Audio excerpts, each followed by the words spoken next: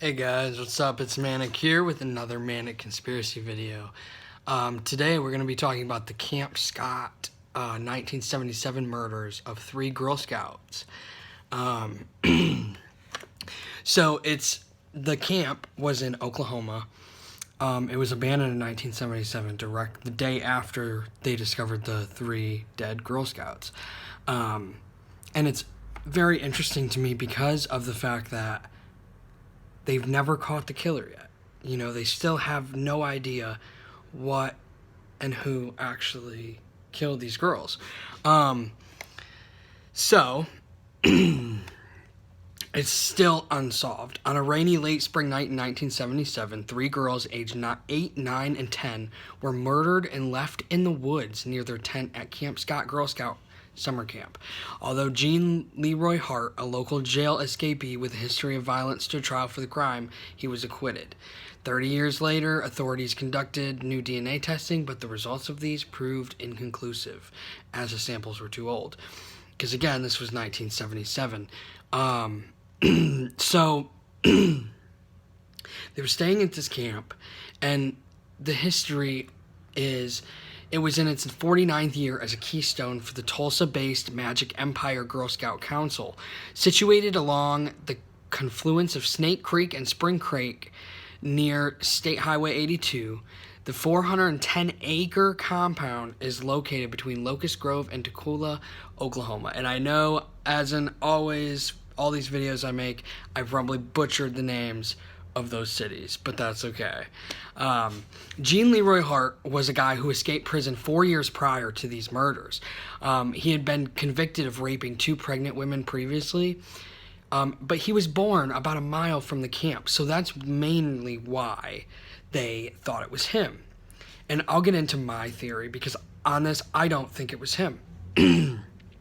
Less than 2 months, and here's why. Less than 2 months before the murders, during an on-site training session, a camp counselor found her belongings ransacked, her donuts were stolen, and inside the empty donut box was a disturbing handwritten note that said they were going to murder 3 campers.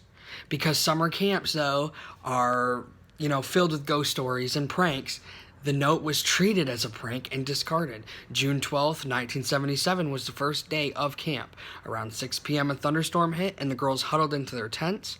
Among them were Lori Lee Farmer, who was 8 years old, Doris Denise Milner, who was 10 years old, both native Tulsans, along with Michelle Goose, who was 9 years old, of Broken Arrow. The trio were sharing the number 7 camp tent in the Kiowa camping site. So it was a little further from it was the last tent from the counselor's tent, so it was a little easier to get to. The killings. The following morning, a counselor made the frightening discovery of 3 girls found dead in their sleeping bags at a fork in the trail. Soon it was discovered that all 3 girls in tent 7 had been bludgeoned and strangled to death. And that's just so sad. The fact that these 3 girls, all so young, were murdered and just left in the middle of the woods for whoever. I mean, what if another Girl Scout would have discovered that? That would have been very, very hard. So this is what happened after. June 13th of 1977 was the last day Camp Scott was open. After nearly 50 years of hosting Girl Scouts, Camp Scott closed its doors and it never reopened. Gene Leroy Hart, he was arrested 10 months later at the home of Cherokee Medicine Man and later tried in March of 1979. Although the local sheriff pronounced himself 1,000% that he committed the crimes, a local jury acquitted him. 2 of the families later sued the council and its insurer in a $5 million alleged negligent action. The civil trial included discussion of the threatening note, as well as the fact that tent number 7 lays 86 yards from the counselor's tent. The defense suggested that the future of summer camping in general hung in the balance. In 1985, by a 9-3 vote, jurors sided with the camp, which is sad. It's very, very sad, because I think the biggest piece on that is the note. You had that note. You know, it was on an on-site training. So me personally, I truly believe that those murders were committed by somebody in the campground. I don't think it was the guy who escaped prison 4 years prior and who grew up a mile, you know, from the camp. I truly believe that it was someone in the camp because of the fact that you got a note saying 3 murders were going to happen if you went to camp. And what happened? 3 little Girl Scouts got murdered. That is why I truly believe that it happened, because it had to have been somebody to know, okay, number 7 is the tent that's farthest away, 86 yards from the counselor's tent. So why wouldn't it be someone that was working at the campsite? And back in 1970s, let's be real, people, that's when people got away with murders and rapes and all that more than they do now, because we have the DNA testing. We have the technology to really put a stop to it before it happens. And unfortunately, back then they didn't. And I truly believe that whether it be a camp counselor or, you know, somebody else who is camping there, because again, this was a Girl Scout camp. This was not a camp that was open to the public. It was a Girl Scout camp. So please tell me how some man could just sneak in. I mean, I know there's ways, but again, I just don't feel. Honestly, I personally do not think that's what happened. I personally think that what happened was it was someone who worked at the camp, and that is how the note got into place.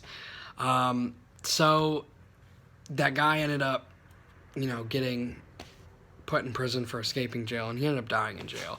I do have some pictures that I'm going to show you guys of the actual abandoned Girl Scout camp now. And these are from the Great Hall. I don't know how old these are, just, you know, because I'm not sure about that. So that's one picture right there. Then we have this picture. I'm just going to go really kind of quick, you know, get through these. There's quite a lot, but it's all abandoned. I would love to go there and explore and maybe get some intuition vibes on what happened there so long ago. I mean, that was over 30 years ago. So it's absolutely insane, but it is. They just picked up and left. They never reopened. They never are going to reopen. And unfortunately, we'll never know what truly happened that night, you know, and who truly did kill those 3 little girls in that tragic accident. See, everything is just so abandoned. I would love to just go explore, honestly. I really would. That's, you know, as someone who was in the Boy Scouts, I love camping, and I would love to actually go and visit this abandoned camp. But unfortunately, it is in Oklahoma. So if you are in Oklahoma, I would definitely advise you to go kind of check this out and, you know, see what you think. But so creepy, you know? The fact that it never reopened is what gets me. So yeah, that was all about the Camp Scott murders that happened in Oklahoma in 1977.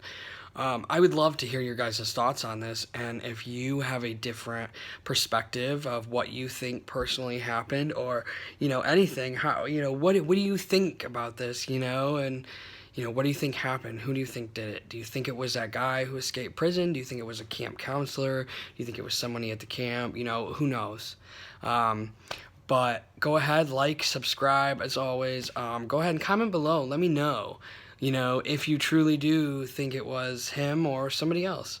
I would love to hear your guys' thoughts on this. So I hope you enjoyed this video. There will be more to come, as always.